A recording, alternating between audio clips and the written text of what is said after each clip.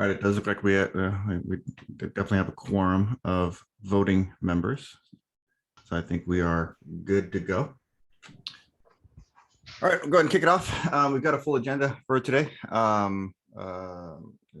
have a number of things on there, but let's start it off with our everyone's favorite antitrust policy notice. Just something to be aware of. We kick this off, kick every meeting off with this.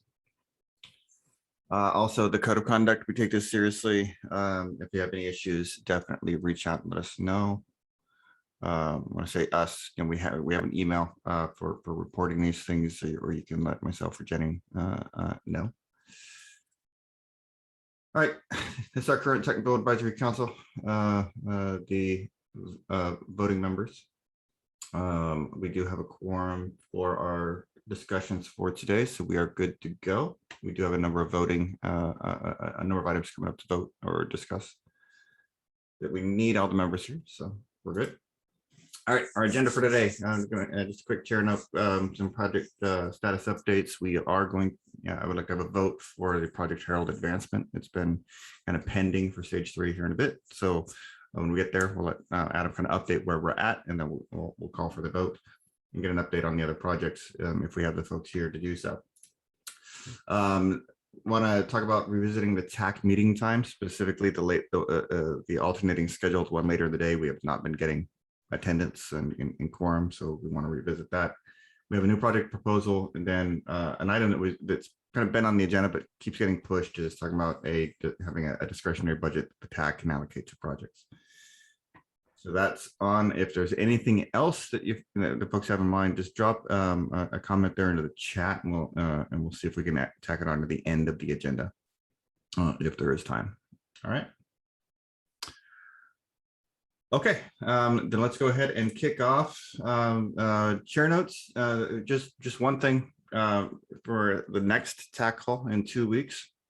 I want to dedicate a good portion of that time to having kind of a strategic discussion of kind of where we need to go, kind of post the immediate COVID crisis, right? The immediate pandemic. Like, where do we go? How do we set up the foundation for kind of that ongoing support of the public health agencies and preparation for, God forbid, the next thing that comes down the line later. It's been a conversation we've been needing to have for a while, right? Yeah, we're just going to go ahead and dedicate that entire call to that topic. So I'm letting y'all know now. So if you need to organize thoughts, kind of think about it a bit before we go into that conversation. All right. All right, project updates. Let's start with Herald. Adam, I'll turn it over to you there. And then, like I said, after this update, I want to call it, go ahead and call the vote for the stage 3. Yeah, thank you. So pretty quick update, hopefully. So we've been doing lots of kind of work behind the scenes. We've gone through all the kind of standards for level 3 project to make sure we're compliant. We completed a vote for additional committers about 3 weeks ago now, I think it was. So we now have 5 committers across 4 different organizations on the project. One big piece of news, which I cannot remember who I've told yet. I've not made the post live yet, because I wanted to talk to Jenny before I did it. But Singapore GovTech is donating Open Trace to Linux Foundation Public Health, specifically into the Herald project. So we've got the code uploaded now, but we've not made it public yet until the announcement's ready. And we're looking to use the term Open Trace for the digital contact tracing and exposure notification application of Herald as an end-to-end white labeled future system that's fully end-to-end open source. One really quick point on naming, and please take this entirely in the realm of advice. Yes. Nothing binding about this. You can choose to make the choices you're making. There is a very famous open source project called Open Tracing already. Yeah. That you should be aware of and think through things like, how is this going to Google, for example? And I mentioned this because I've literally I saw a project that decided it was going to call itself Open Switch. This was years after Open vSwitch was a big deal. Yeah, I know. And it was a full 30 days before you could Google for Open Switch and get anything about the project at all, because everything on the first 10 pages that I checked was about Open vSwitch. So they literally made themselves Google invisible by picking a name too close to a already famous name. Yeah, no problem. Yeah, we have thought about that. But it seemed a little bit kind of perverse to kind of change the name of something that's very widely known already. So we decided to keep that for. Like I said, I'm totally supportive of you making whatever decisions you make as a project. This is totally in the realm of. Yeah, I totally get it. I've seen this. I've seen this movie before, and you should at least go in eyes open. I have no problem with you making that choice. I have a problem with you not having mentioned it to you. But that was no issue. problem. I appreciate it. So that's the direction. That announcement will be out in the next hour or so. I just wanted a quick chat with Jenny before I put it live.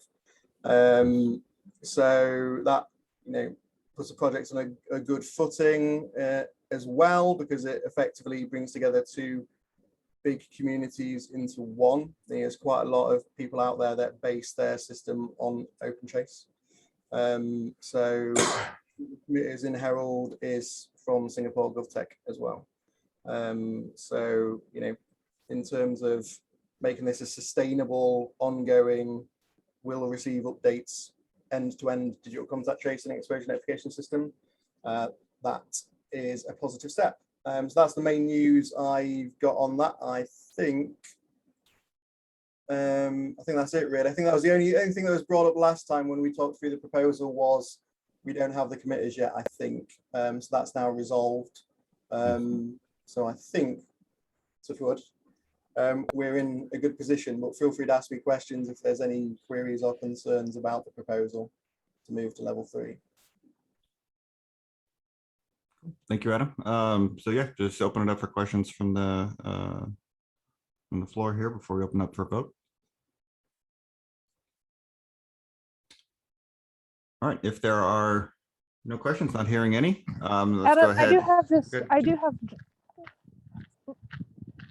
Never mind. The question doesn't actually make much sense. I'm retracting my comment. Okay. All right, then the proposal then is for Project Herald to advance to stage 3. Just going to do a simple roll call vote. I do have, or not a roll call, just a voice vote. Danny Burks and Calm Heart could not make it today, both of whom submitted their votes already in favor. So we'll count those two, but all others in favor, please say aye. Aye. You're all on mute. Yeah, voice votes on Zoom don't seem like the best. Just saying, maybe not the best move. But aye. Here, I also raised my hand on Zoom. That might be easier. Okay, all opposed? All right, not hearing any opposition. The proposal carries, and Herald is now a stage 3 project. Welcome. And and from there, Adam, the next step would be for the project to nominate its TAC representative, which I'm going to assume is you. Yeah, we've already discussed it. It would be me. Okay. I don't know if there needs to be a formal record of it, but nice. Then we can, I think from this point, we can go ahead and add you as a TAC member for today's notes and for the rest of the. I'll go make sure I'm here. Nice. Welcome and congratulations. All right, so that's good. Let's see, we don't have column here, so I don't think we can get the green updates. Anyone from the MedCreds team here can give an update there? I'm not seeing.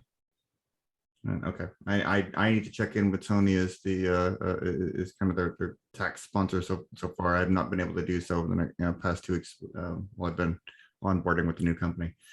So we'll try to get an update on MedCreds for 2 weeks from now. Cardea, any updates? Jesse, is the TAC sponsor any updates there that you're aware of? You didn't see their news about their pilot in Toronto with some other companies doing verifiable credentials for vaccinations. Go check it out in the news channel. It's pretty cool.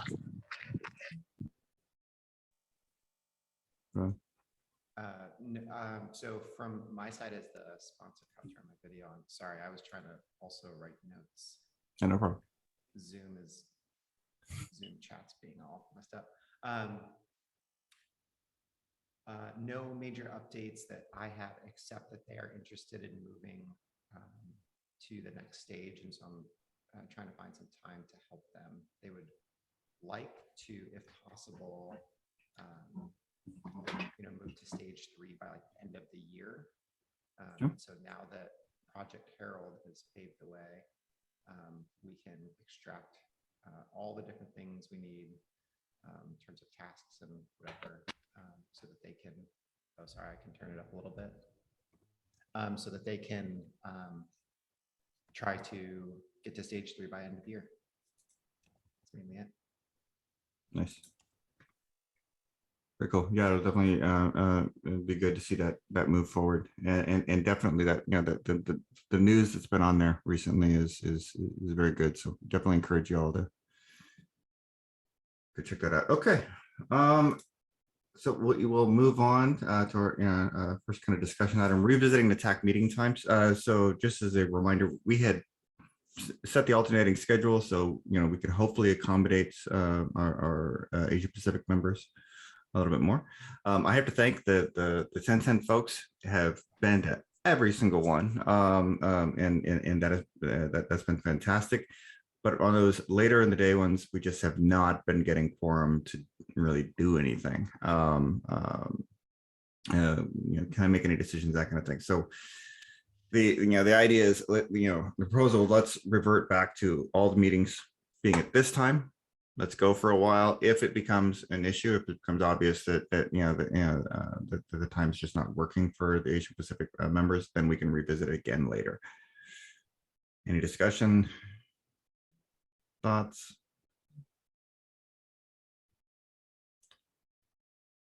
Particularly interested in hearing from the from the Tencent folks, the folks over in Asia. Does this work for you, or would you prefer us to keep it at the later time?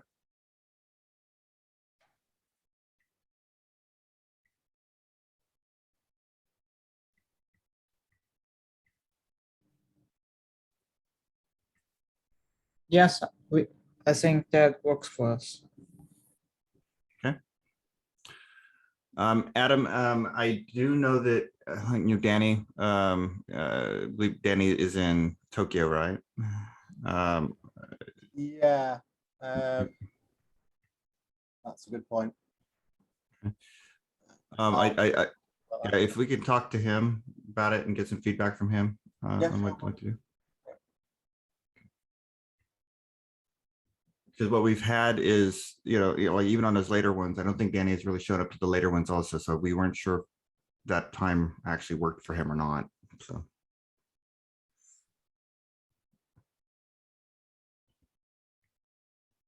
Yeah. Okay, so the question is, do the TAC members feel that we need to make this a vote, or do we just, when there's no objections, then we'll just go ahead and change up the schedule back to 7 a.m. Pacific every other Thursday? I tend to like the unanimous consent approach to things, which is, hey, speak now if you'd like there to be a vote, but otherwise we're good with this. Yep.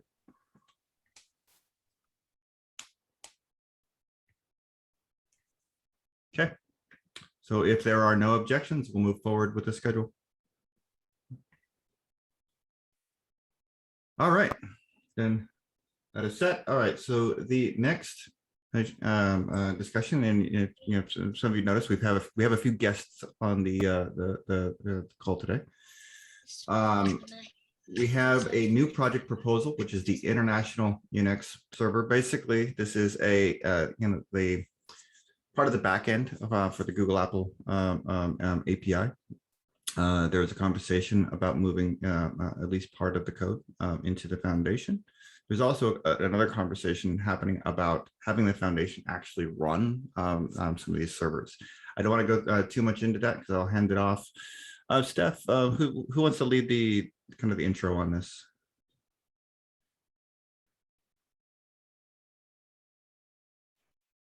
Hey, good morning, everyone. Thank you for grateful. I think we should just do quick introductions for the Google team. Hey, Tanae, can you raise your hand? Product manager at Google. Zach is the product manager at Google. Mike Helmick is the server architect, and he'll be answering most of the questions today. And is Ryan here, you guys? No. So Tanae, do you want to take over and give a little introduction, and then I know you and Mike will answer most of the questions. We can't hear you, Tanae.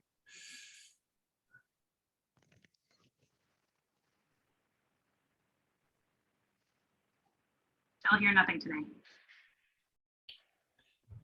How about now? Gotcha. Yeah. Okay. We hear you. Cool. Awesome. So I think the project proposal linked in there. Access control is hard because it's in the Google org. So if you don't have access, just feel free to request. I think some people did already.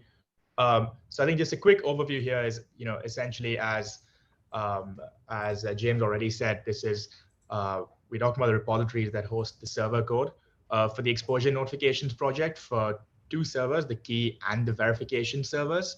So the key server is the repository of keys of users who've tested positive for COVID as deemed by the health authorities. And then the verification server is kind of what helps the verification or the health authority ensure that the user has actually tested positive for COVID, sends them an SMS, allows them to verify that and upload their keys. So we've obviously launched this in more than 60 countries and regions worldwide. We've seen pretty substantial adoption levels in many of these jurisdictions. And now what we really want to do is make sure that we can scale this in this next phase as, Delta is kind of raging, internationally in many countries that can't deploy exposure notification technology as quickly. So there's a really key component of our overall exposure notifications express turnkey solution where, these apps can be launched without countries writing any code and can be launched in a matter of weeks to really get the technology out there soon. We've already done this internationally in Mongolia and Costa Rica and Panama. And so, like James said, a separate part of this is Linux Foundation actually operating and hosting the shared servers. But as part of this, we also want to have the discussion around moving the server code in the repositories within the auspices of the foundation. So logistically, we are proposing that we enter as stage 2 at this point in time. And Gom, who couldn't be here today, was generously offered to sponsor.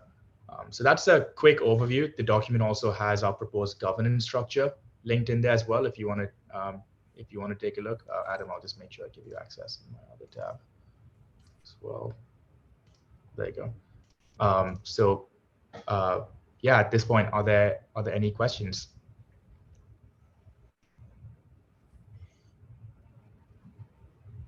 I suppose the question for me is, what's the long-term plan for this as an open source project? The servers have been open source from the beginning. We first released the code in April of 2020. It's very specific, of course, to the backend to Exposure Notifications Express. It is also used by other first-party apps using the Guyan API. So for instance, Poland, Czech Republic are places that run our servers on their own. So it does have a life beyond that. I think some of the concepts in there, the way we do the verification, the privacy preserving principles of the system are useful beyond this particular application. We don't have a roadmap to give this life beyond this project. If there is a circumstance that causes that to occur, of course we would welcome that. But this is really focused on COVID-19 and the immediate thing at hand, and the way that Guyan works.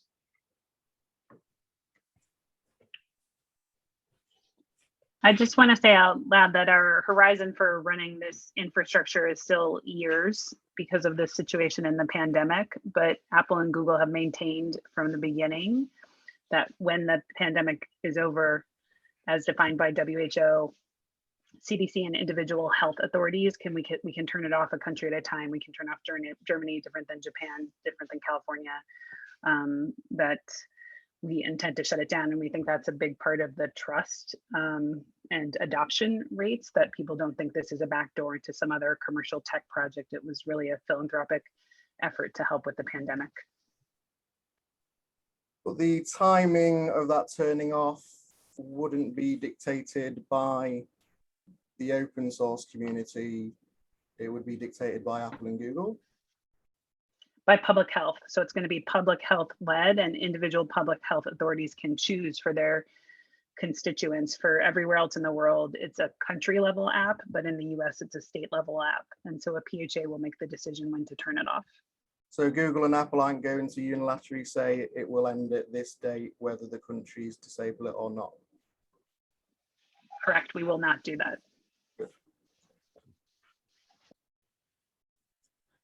In terms of long-term plans for the open source project, I know, Mike, when you and I chatted yesterday, you said you're trying not to add new features to it and it's pretty much steady state now. So in terms of this being useful wider beyond COVID-19 and for other things, what are your thoughts on that, just to give everybody a bit of view?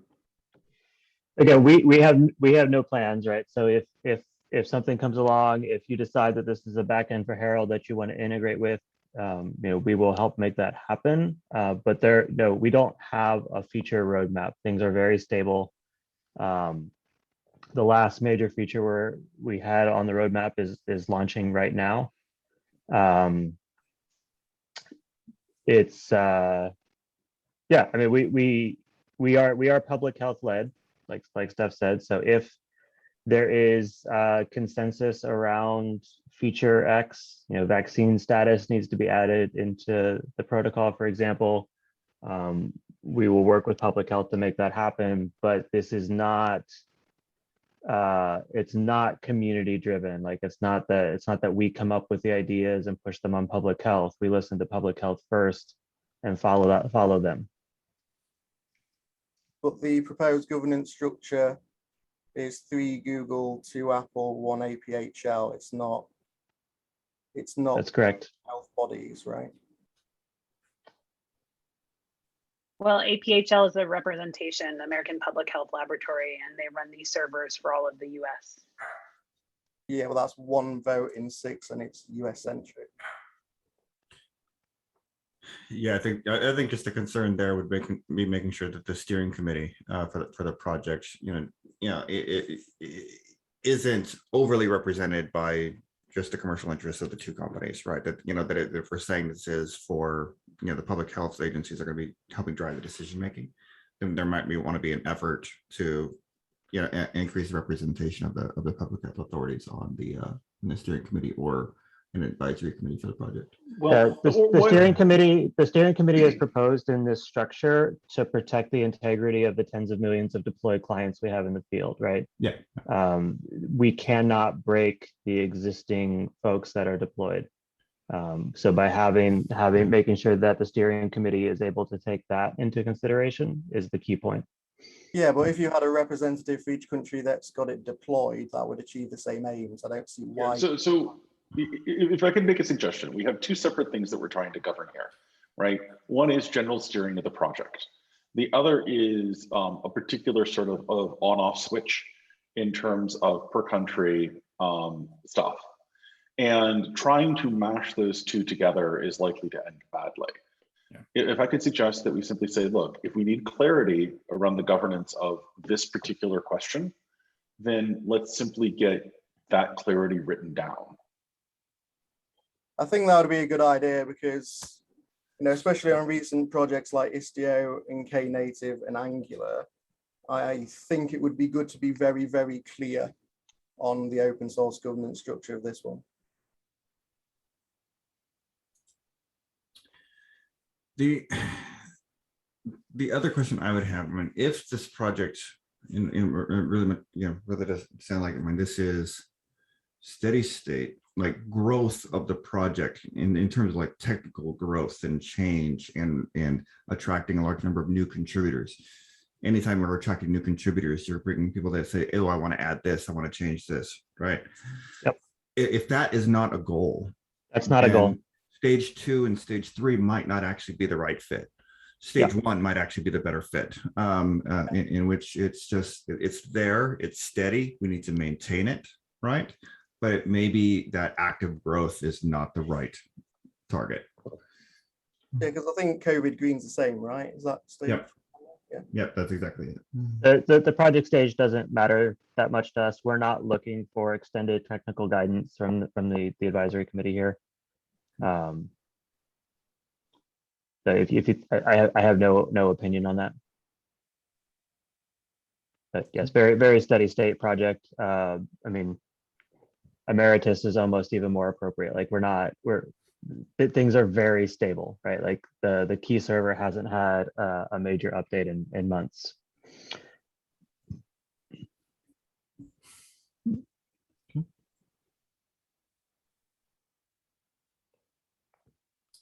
Any other And Jenny, thoughts? it might be useful. I just thought, Jenny, it might be useful to say why the board wanted the project moved under Linux guidance or governance, just to help clarify for this team, because it was the server project that brought this kind of request into light. And I just think the group might need to understand that. Yeah. Or it might be useful to Yeah, we actually have a couple of board members on the call, so I might defer to them to share, some of what we discussed when we were originally discussing bringing on this project. James or Jeffrey, Ted, if you would be. If not, I'll do it. But yep. Can you hear me now? Yeah, we got you, Ted. Yeah. Computers are hard. So my concern was, and I think the emeritus comment was really cogent for me, because from a key server management standpoint and the importance of this proliferating on a long tail behavior, we have no idea how long this situation is going to actually go on.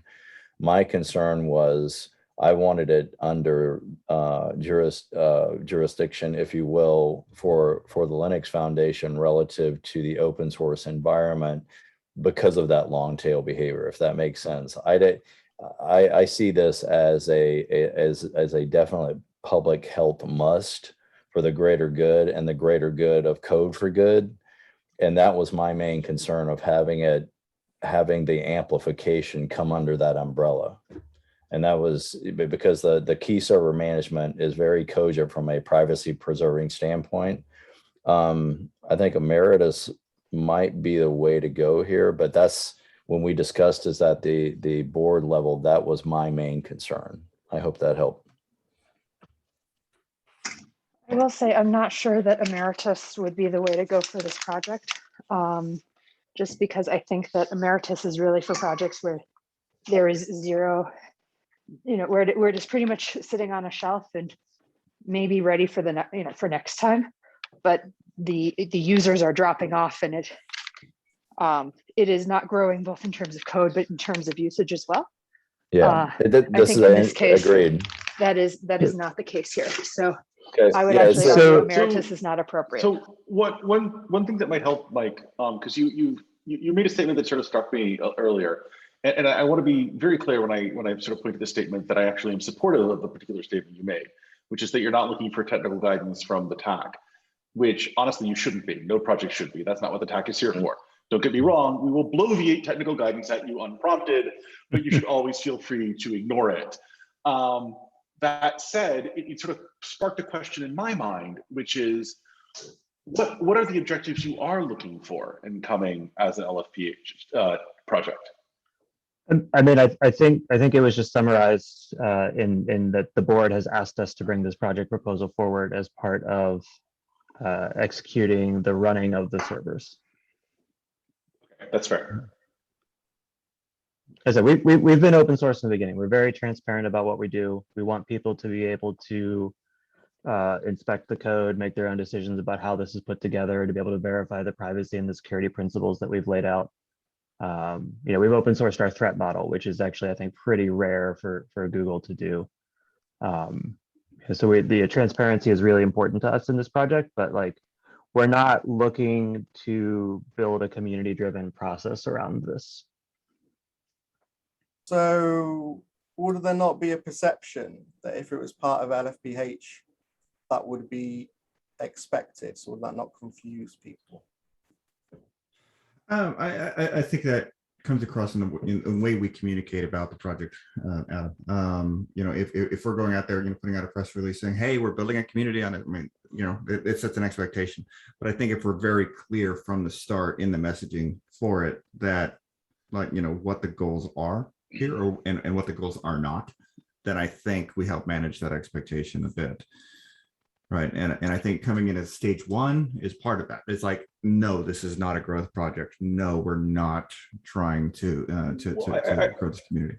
I think part of the root of the confusion here is that basically in my long experience in open source over the last 2 decades, I find that people tend to mean one of 2 things when they talk about open source, right? There are what I refer to as the licensed people. And these are people who basically mean the code is visible to everyone.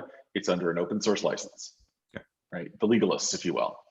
And then there are people who see open source intrinsically as a collaboration model. And so I'm not going to actually express my personal opinion as to which of those 2 definitions I prefer. But if you are a legalist, then what you said, Mike, is 100% true. You've been fantastic about being open source. Code has been open and transparent. You've open sourced your threat model. It's under an open source license.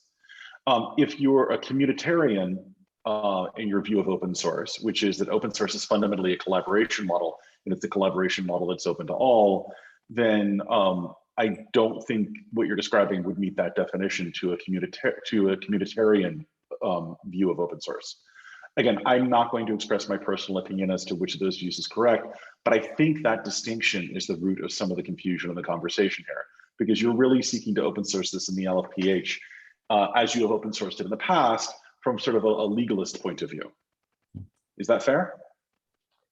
I think that's partially fair. We do accept outside contributions. At Islok, we've had 65 contributors. I think only 10 of them are Googlers. So none of those have been substantial contributions though.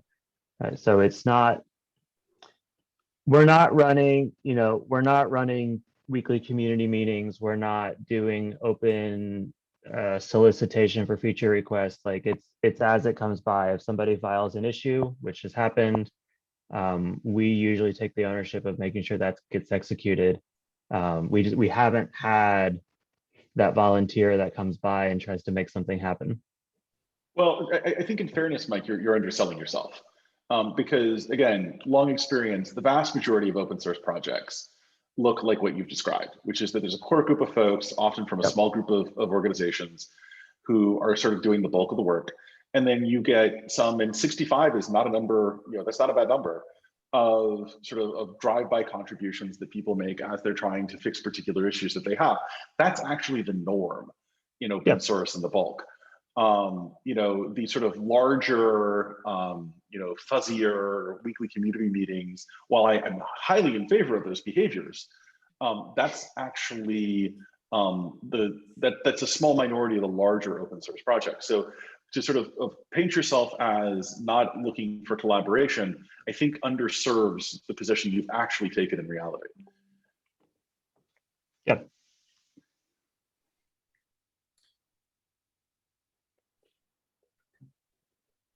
So, all right. So the question to the TAC members, the voting TAC members, do you feel you need more time to assess the proposal before we make a decision?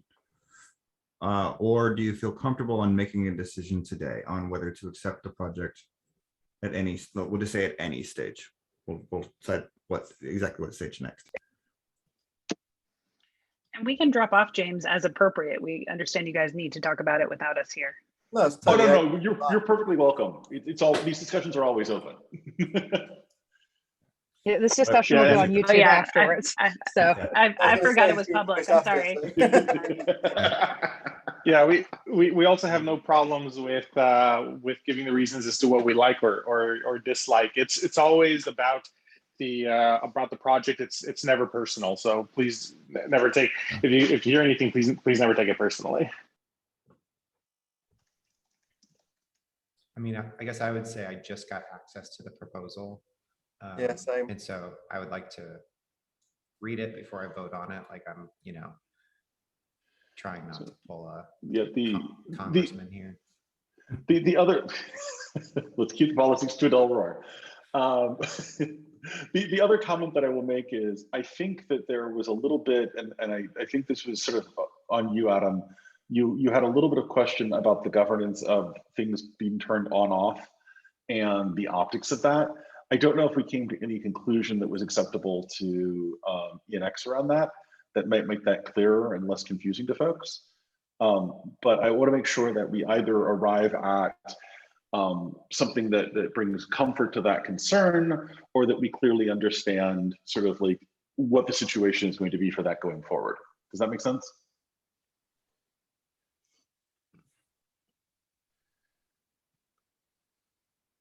Yeah, I think there's probably two outstanding concerns is, like you say, when the system is or could be switched off and how the community deploying it influences that. Well, that's easy enough for you to sort out. You can just put a statement on the EN website, right? The other one is slightly more existential as an end-to-end project.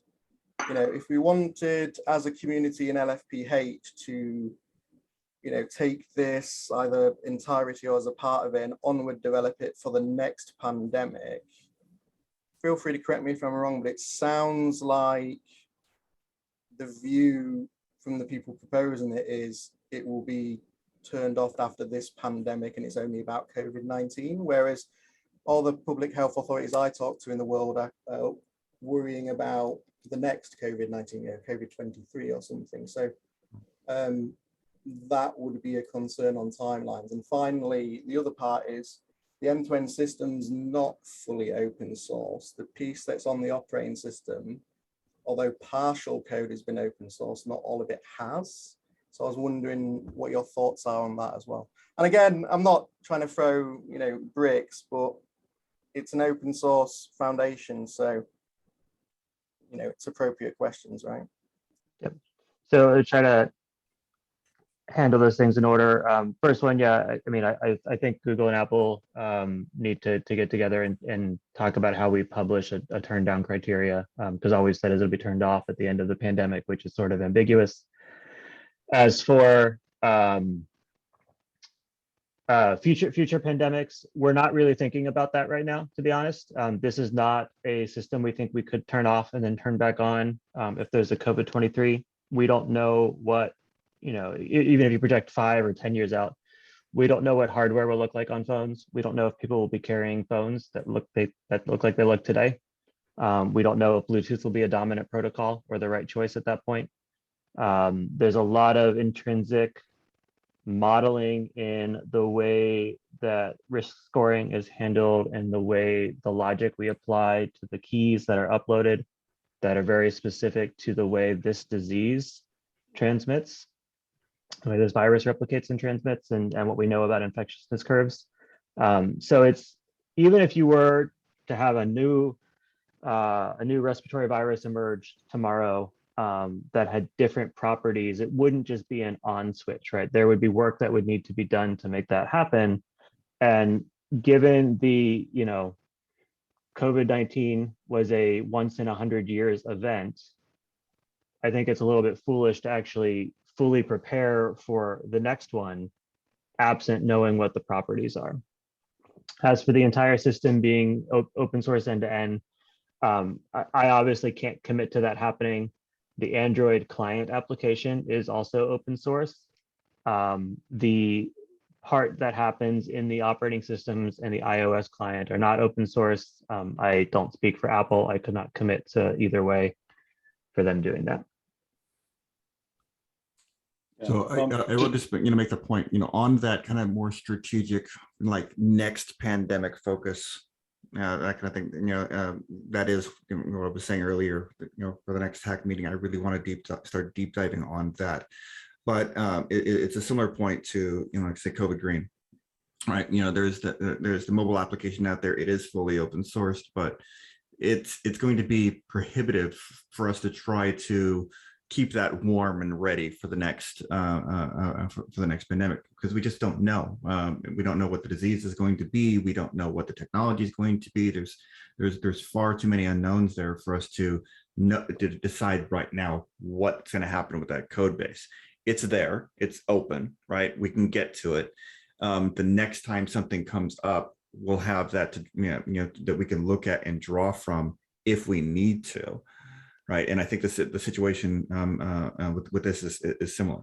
The other part of this one is that the foundation will be running these servers. Right. So if in that next thing, right, as we're evaluating it and the codes that are available, we will have the option of, well, maybe we need to stand something up then. Maybe we need to do something independent of what Google and Apple decide to do. Right. So that's, but that all comes as part of that that longer term strategy that we still have yet to develop. Right. So I think as a side note, Mike, and please note this is with my TAC member hat completely off and my geek hat completely on.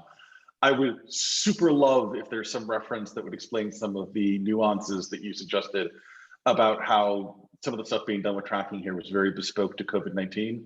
That I absolutely believe you, but the fact that never occurred to me makes me super curious about what's going on back there, and I can't be the only geek in the world. So,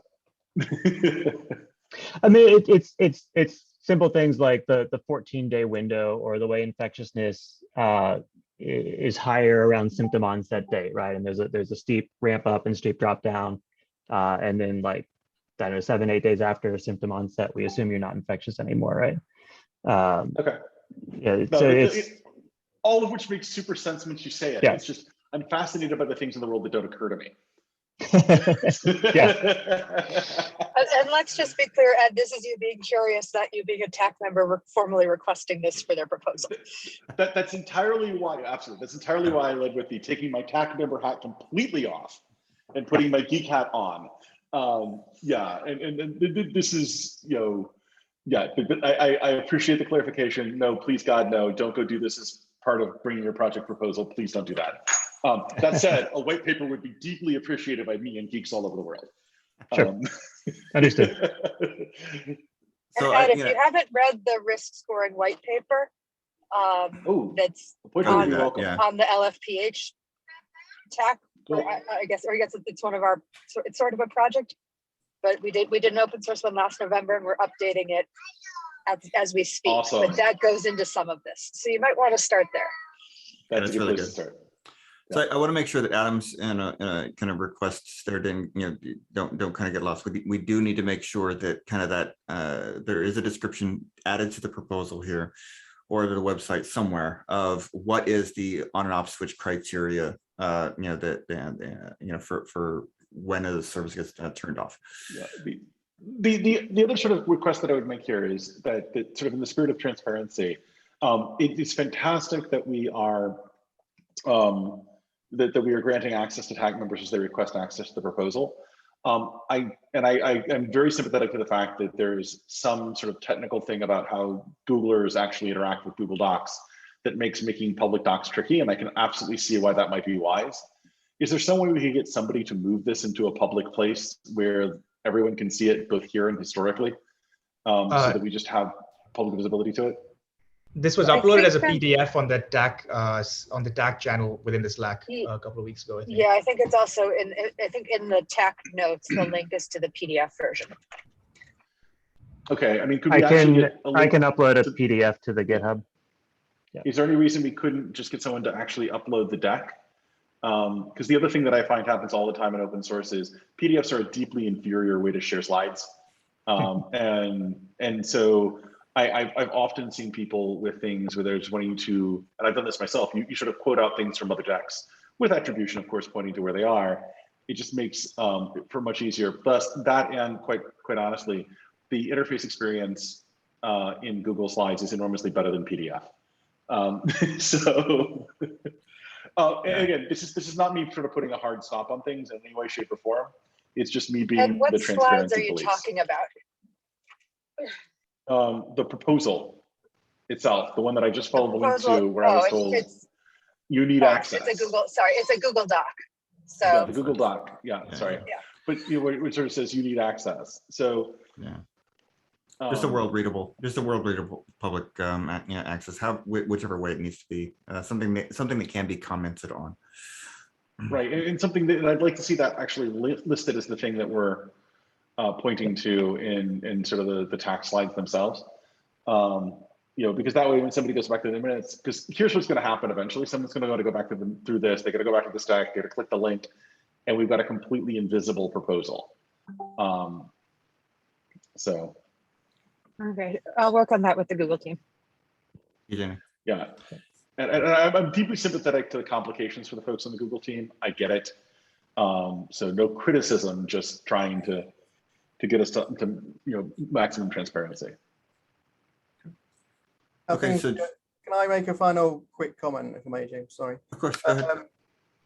The proposal, if it comes in at stage 2, there are stage 2 criteria. I know when I went through it with Harold, we filled in a document fitting those out. So if anybody wants a copy of that as a template that you guys can fill in or walking through it, more than happy to do that with you.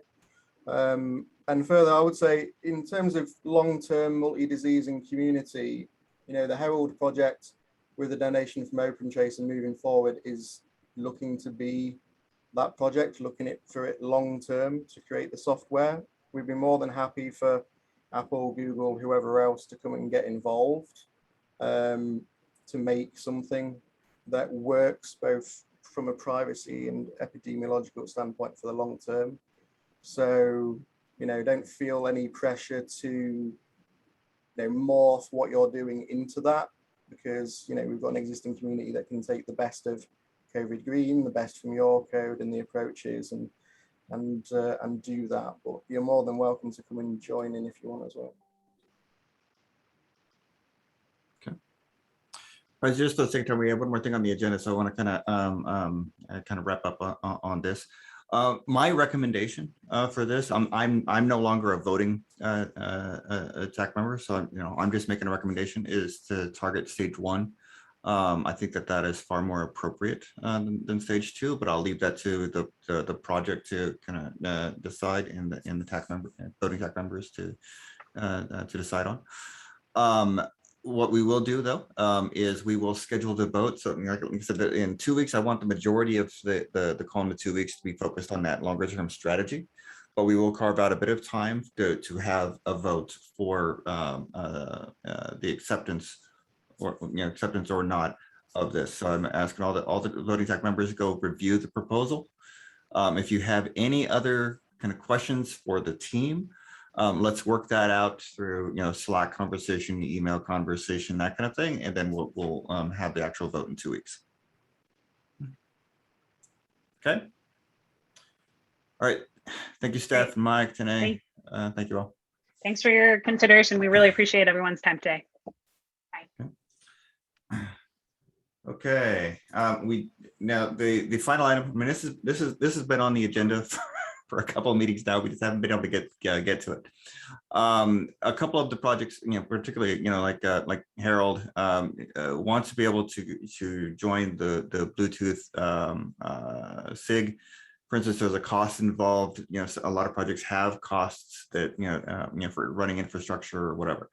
Right now, the way the things are set up is, all of that budget would have to be, go directly to the board to ask for the money. And since the board only meets once a month, right, that could take a while to do. What I'd like to propose is that we go to the board and ask them for kind of a discretionary budget, a bucket of money that we can choose to allocate. I say we, the voting TAC members, can choose to allocate on whatever criteria y'all decide is the most appropriate. But we need a proposal that we can take to the board to put on the table for them to decide on. A proposal basically for, the items here, a target amount, right? What it's going to be used for, what is the decision process for who, how the TAC is going to allocate that money? Yeah, so requests and that kind of thing. What we basically need is someone to write up this proposal. All right, and we need to start figuring out kind of what that target budget amount would be. What is the ask, and what would it be used for? Yeah. So quick question: what do things like Bluetooth SIG membership cost? I don't even have an order of magnitude in my head. Yeah, I keep fluttering my eyelids at them to get the cost to be dropped, but I think you can join pretty straightforward. But if you want anything registered, it's a people who pay get a registration kind of system. So it's going to be between $3,500 and $5,500 to register a Bluetooth service ID, which is okay. That's not a number that concerns me like greatly. No, it's not. It's not huge numbers. It's just struggling to get money in and get money out. Especially like mentioned on the chat, the lack of charitable status means I can't add you to the VMware, match contributions thing. So this is something that the Linux Foundation is excessively good at. They're good at a lot of things, but this they're really good at, which is actually paying for things of this nature. And I understand completely the charitable stuff we have at Cisco has the same problem. It's completely ill-suited to open source. It's just not how it works. So okay, that gives me a notion of sort of like the order that you're looking at there. I can tell you in other projects that I've been associated with, the typical discretionary ask has been in the neighborhood of about 25K. To sort of say, look, we'd like the board to please give the TAC a 25K leash, where the staff is authorized to go and spend it as the TAC votes for it. And it's one of these things where we want to keep this as simple as humanly possible for everybody, because we don't actually know what this is going to look like yet. We don't know what kind of expenses are going to be eligible or not. We don't know what kinds of needs are going to arise. And so my suggestion was we keep this maximally simple, and we start with a number, and 25K is as good as any other number until we have more information. We say, look, we'd like to have a tax discretionary budget of this sort. We can use Harold's, 35 to 5,500K to register a Bluetooth thing as an example of the kinds of reasons we need it. And I have yet to meet a board who blinks at a number that small. Quite frankly, it's usually worth it to them not to be annoyed by small requests for money. And keep the And project is that happy. dependent? Does that vary based on the number of projects being supported? Not so much. So I'll give you one example. If you look at the LFN stuff, which is sort of an umbrella of umbrellas, so it's got a bunch of different umbrellas under it. And you've got some umbrellas that have a very large number of projects and some umbrellas that have relatively small projects, and they're all getting sort of a 25K allocation. But part of what it is it turns out that it's less about the number of projects supported, and it's more about sort of the nature of expenses that come across your desk, right? So some smaller projects have more hardware involved, so they have more people who go, oh, we need more PDUs or things like that. Some projects, have different sorts of needs. Like I'd not come across the Bluetooth registration before, but it's obviously a valid sort of expense that we'd like to cover for a project. Especially at that price point, because it, $3,500 to $5,500, like it's a small enough amount of money that it doesn't warrant a lot of rending of your hands, or wringing of hands. But yeah, so I mean, it's a good round number, and it gives us some space and breathing room, and it also means that we don't have to go tin cup to the board every month or that sort of thing. The other thing I will tell you is I don't actually know if I've been part of a project that actually ran up against the wall of your discretionary TAC budget. You don't end up spending up to that full 25K, but it's really a comfort, and it impacts the decisions that you make. Because for example, if your discretionary TAC budget is 10K and someone comes and says, I need $5,500, that's a really hard decision for a TAC, because you're exhausting half your discretionary budget. If your budget's 25K and Adam shows up and says, hey, I need $5,500 to do a Bluetooth registration, that's a really easy decision, right? Because you're not exhausting the discretion that the TAC has, or even vaguely coming close to that in making that decision.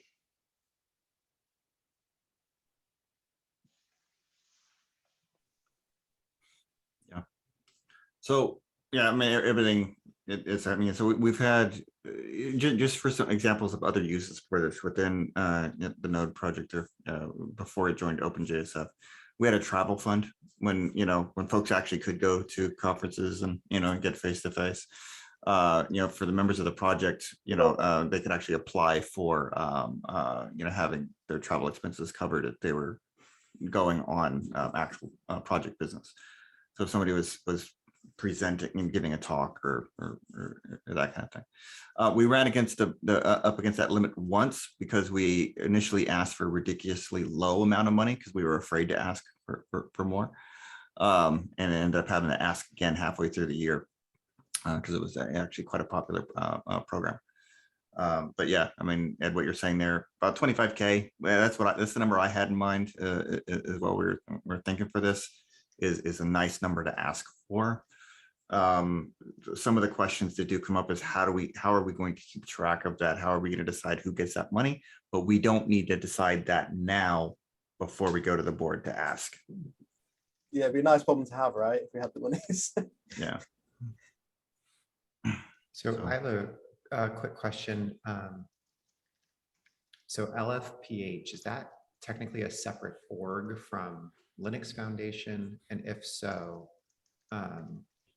I think Adam in chat, brought up a really good point about charitable status so that we can get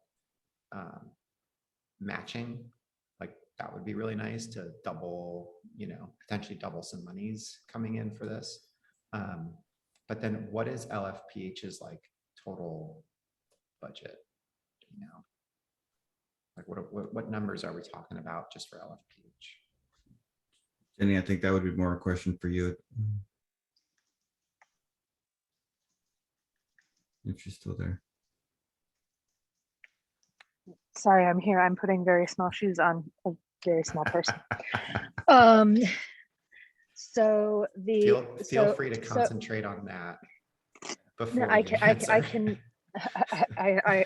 do both. Okay. I just can't unmute myself and do everything else at once. So the story is that, the LF has a board. All of the sub-foundations, as they're called, such as LFPH, exist underneath the Linux Foundation. So they're all actually technically, essentially departments within the Linux Foundation rather than separate organizations. We all use the Linux Foundation tax ID, for instance.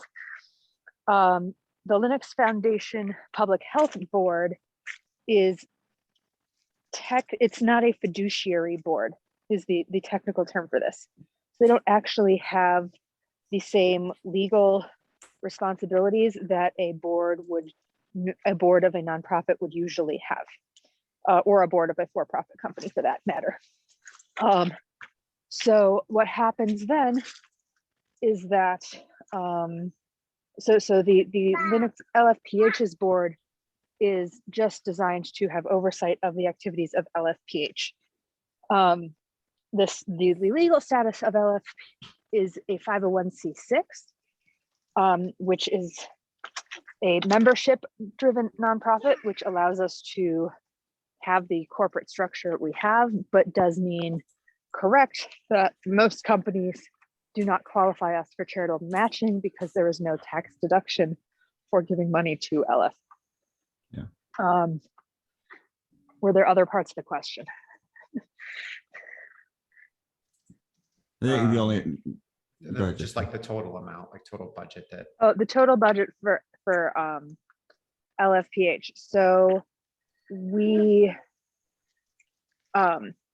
yeah, I mean, I guess this is reasonably easy to figure out if you look at our membership table, since we're transparent about all of our pricing.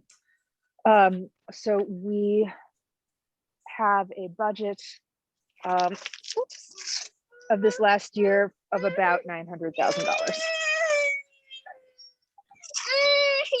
All right, so we are past the time here. So to wrap this particular piece up is on the next board meeting, we'll make sure that there's an agenda item where basically the TAC is going to ask for 25K discretionary budget. The wrapping that was we will just the TAC will decide a process for how that is going to be allocated, but we want to go ahead and just start the process of the request, and then we'll go from there. Sound good? Okay, that is it. That is our agenda for today. Again, bring your ideas in 2 weeks. I want to have that more longer term strategic direction talk. So think about it, bring your ideas there, and I'll see you all in 2 weeks.